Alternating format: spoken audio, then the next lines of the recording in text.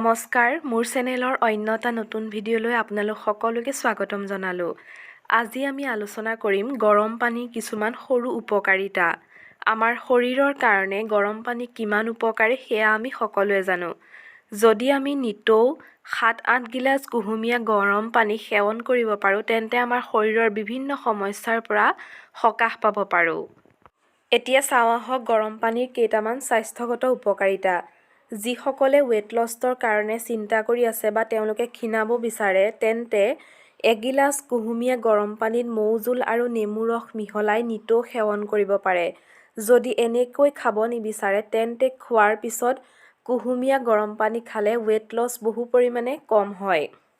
তাৰোপৰি গৰম পানীৰ এটা উপকাৰিতা হৈছে ই আমাৰ হজম শক্তি বৃদ্ধি কৰে, পাচন তন্ত্ৰৰ ক্ৰিয়া ভাল হৈ থাকে, অৰ্থাৎ আমাৰ পেটৰ লগত জড়িত বিভিন্ন সমস্যা যেনে গেছ, গেষ্ট্ৰিক এইবিলাক হ'বলৈ সকাহ পায়।